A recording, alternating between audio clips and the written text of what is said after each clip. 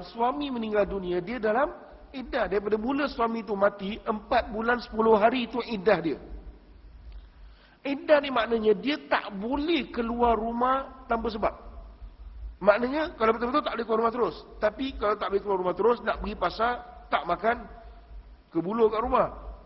Takkan nak main pakai hantar KFC je. Betul tak? Ya, satu hari makan pizza, satu hari pizza, satu hari KFC, satu hari McDonald. 3 hari straight menu gitu sampai 4 bulan 10 hari pasal tak boleh keluar. Itu tak betul lah. Tak sampai macam itulah. Jadi maknanya dia keluar untuk keperluan asasi. Lebih lagi perempuan yang kerja, terpaksa cek nafkah, betul tak? Dia keluar pergi kerja. Bila dia pergi kerja tadi tu, dia mesti ingat, yes, syarat izinkan. Tapi balik bukan melincung. Balik kerja, balik rumah. Pakaian tidak boleh berhias-hias. Itu dia. Tak boleh bersolek sebab dia dalam iddah. Mesti hormat benda ni. 4 bulan 10 hari. Lepas 4 bulan 10 hari, nak keluar lah, nak pergi mana pergi. Ya, dengan betul syarat. Dan kalau dia nak kahwin lagi pun, tak ada orang melarang dia. Itu hak dia. Nampak tak? Ya? Itu maksudnya. Ya? Okey, jadi balik dekat sini, balik tuan-tuan Allah sekalian. Ya? Jadi 4 bulan 10 hari. Jadi bila perempuan, suami meninggal, saya nak tanya, pergi kubur tu asasi tak? Bukannya dia nak pergi tanamkan lelaki dia tu. Ada orang tukang tanam, ada orang tukang baca. Dah apa masalah? Kan? Mungkin pergi dengan sebab dia tak boleh kontrol dia emosi, dia melalak kat situ lagi susah. Jadi walasi itu bukan asasi. Dia tak perlu pergi. Tak perlu pergi. Ya. Doa pakai. Ustaz, last ni tengok Ustaz. Last tengok saya faham kan. Ini emosional kan. Tengok last. Dah. Awak kena redha. Terpaksa pergi. Mana terpaksa masuk dalam kubur. Tak apa macam mana. Itu maknanya. Ya, itu bukan kerja perempuan. Ya. Jadi pergi dengan akhlak yang betul, dengan batasan yang betul. Dan orang perempuan mesti ingat bahawa dia tak boleh pergi. Pasal apa? Dia masih dalam iddah. Lepas iddah, pergilah dengan batasan yang betul. Itu maksudnya. Ya. Okey, baik. Mandi bunga dan mandi tolak balak adakah tak dalam Islam? Tolong jelaskan. Tak ada dalam Islam. Ya, mandi bunga tak perlu dimandi. Bunga pakai kat telinga. Ya, bukan untuk mandi. Okey. Bunga maknanya untuk tolak balak ni semua tak ada. Ya, Rasulullah sallallahu alaihi wasallam sebut yuradul qada bid du'a. Ditolak qada yang tak baik dengan doa dan usaha. Ya, kalau memang dah ditakdirkan satu orang keluar nak kena balak musibah, dia doa, ya Allah selamatkan saya dari balak dan musibah dan sebagainya, Allah boleh ubah pada benda itu yang patut berlaku jadi tak berlaku. Itu Allah boleh ubah. Tapi kalau ajal, yes, ajal dah sampai. Fa idza jaa ajaluhum la yastakhiru sa'atan wa la yastaqdimun. Jika dah sampai ajal mereka, tak cepat tak lambat, khalas. Itu memang dah termaktub. Itu namanya takdir. Ya. Maksudnya takdir ni, kalau orang tahu yang dia nak kena aksiden, dia tak akan pergi keluar. Kalau satu orang tahu dia naik kapal terbang tu nak crash, dia tak akan naik kapal terbang tu. Betul tak? Kalau dia tahu naik kapal terbang tu nak kena hijack, dia tak akan naik. Kalau dia tahu dia pergi beli buah kereta, dia nak kena rompak, semua nak kena colek, dia tak akan pergi kat situ. Tapi kenapa berlaku macam itu? Sebab itu namanya takdir. Itu tak boleh dilak sebab itu tak tahu. Itu maknanya takdir. Ya. Jadi nak tolak balak dan musibah, doa banyak-banyak, usaha. That's it. Tak ada mandi bunga ke, mandi buah ke, mandi foam ke, tak ada ni semua. Dalam Islam tak ada. Itu nama bid'ah dhalalah. Na'udzubillahi min zalik. Ya. Okey, baik. Seterusnya, boleh tak kita membeli makanan daripada orang yang bertatu separuh badan atau orang pondan, orang yang pondan sebagai selaku penjualnya? Kalau pondan kita nak beli kat kedai dia. Sebab pasal apa? Pasal pondan biasa masak sedap. Tak ada. Okey. Saya nak katakan pondan ni bukan saja jual barang. Saya banyak kali nampak pondan jadi mak andam pun ada. Ya. Dan saya pun ngeri juga tengok. Kita jadi kadi kan. Kita nak pergi nikahkan orang, kita suruh biasa sebelum nikah kita suruh pengantin perempuan sign, tanya pengantin perempuan, awak setuju tak? Kan? Sekejap lagi awak akan dinikahkan dengan dia, fulan bin fulan, awak setuju tak? Yang pengantinnya senyap, yang mak anda yang pondan ni yang jawab, setujulah tu. Diam tu setujulah, terperanjat saya. Kan? Anak tekak tak boleh berubah sejak berarti. Datang mati setelah cakap, aku tak tanya kau sibuk pasal. Kan? Makna begitu. Jadi ini profession diorang. Nak bagi tahu tuan-tuan, pondan ni ini bukan semula jadi. Ini biasanya yang buat-buat, na'udzubillah, ya. Rasulullah SAW laknat, ya.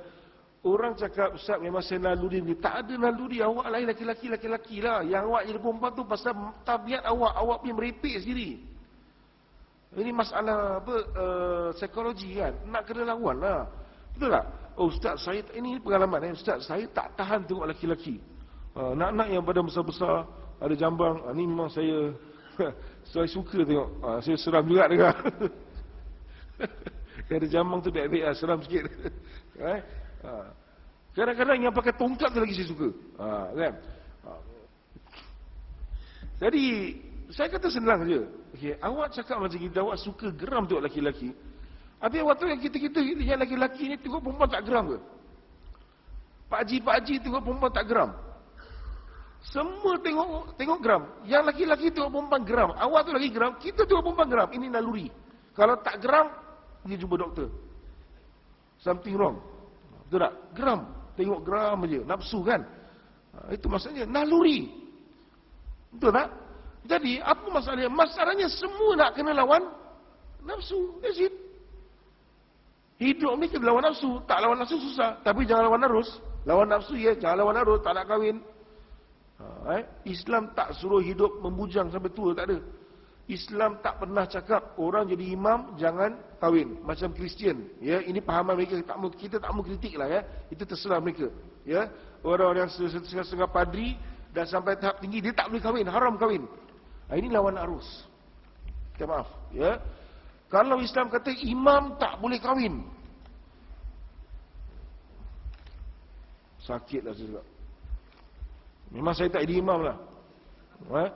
Jadi Bilal pun saya tak nak. Itu lawan arus. Betul tak? Ya? Kalau Islam kata jadi Bilal boleh kahwin sekejap aja. Macam mana? Let's say lah, ini tak boleh lah, minta maaf. Ya, ini melawan nafsu, melawan arus. Ya, tak boleh. Ini bukan ajaran Rasulullah sallallahu alaihi wasallam. Islam suruh kahwin, galakkan. Ya, mampu lebih tak apa. Okey, kalau mampulah boleh buka adik silakan. Itu maknanya ya. Tapi maknanya Islam tak pernah cakap jangan kahwin. Tak ada. Ya. Jadi balik sebelah kat sini, orang yang bertatu sebagai contoh, dia jual barang sah. Tu saya kata orang bertatu. Orang Yahudi jual barang dengan Nabi pun Nabi ikut. Nabi bermuamalah dengan mereka. Orang musyrikin pun Nabi bermuamalah dengan mereka. Perlu. Ya, kadang-kadang kan. Tak punya masalah. Orang tatu ni, dia kalau dia orang Islam, dia bertatu, kita panggil dia fasik. Dia fasik. Ya. Tapi kalau dia dah bertaubat, katakan dah umur 20 tahun buat tatu penuh, dengan nafsu kan, itu jam kan. Dah umur 30 tahun menyesal. 40 tahun dah tak tahu nak jumpa orang macam mana, tak boleh nak hilangkan, dah malu. 50 tahun dah pergi masjid, dah jadi Bilal pun sekarang. Ya. Tapi tatu ada. Saya cakap terus terang, kalau saya tuan-tuan, ada orang bertatu datang, nak jadi Bilal, ya, katakan, dan dia punya bacaan bagus, saya ambil. Ini fahaman saya. Kalau orang nak kritik, terserah. Tapi saya dah pegangan saya sendiri. Betul tak? Pasal manusia, dia boleh buat salah, dia boleh balik. Nasib. Ada orang suka berzina waktu muda. Betul tak? Nasib dia. Bila dia berzina satu kali, dia kena AIDS. Habis. Betul tak? Ini nasib lah. Masing-masing orang lah. Bagian masing-masing kan. Tapi masalahnya sekarang, pada saya, orang yang bertaubat, Allah ampunkan. Kenapa kita mesti nak seksa terus sampai bila-bila? Siapa kita nak seksa orang sampai bila-bila? Di masjid istighfar, ada orang 2-3 orang saya tahu datang masjid, dia bertatu sembahyang subuh. Kenapa saya mesti tengok dia macam? Of course saya kutuk kalau dia belum buat. Tapi kalau dia dah buat, kalau dia bertaubat, ada masalah. Yang saya kutuk ni, orang dah buat, tak pernah menyesal dan terus bangga dan galakkan orang lain buat. Ini saya minta maaf. Ini macam orang kita tak pernah sukalah. Ya, minta maaf. Tabiat macam tu tak bagus. Dia dah buat, patut orang dah buat, dia menyesal, dia nasihat lain jangan buat. Itu okey. Bukan dia dah buat, dia bangga, dia kutuk orang tak buat. Ini tak boleh. Itu different. Ya, jadi kalau dia bertaubat kepada Allah, alhamdulillah dia memang betul bertaubat, dia bacaan dia bagus, acceptable, saya akan bagi. Pada saya tak ada isu. Ya, dia pun dapat peluang. Dan mungkin boleh tarik lebih ramai macam itu lagi. Itu maknanya, ya. Okey, baik. Jadi hukumnya jual muamalah tak ada masalah lah. Ya, kita boleh muamalahkan mereka. Ya. Dan juga macam pondan ni semua, ialah maknanya kita terpaksalah kita buat muamalah dengan dia kan. Cuma pondan ni satu benda yang kita tak pernah redha lah.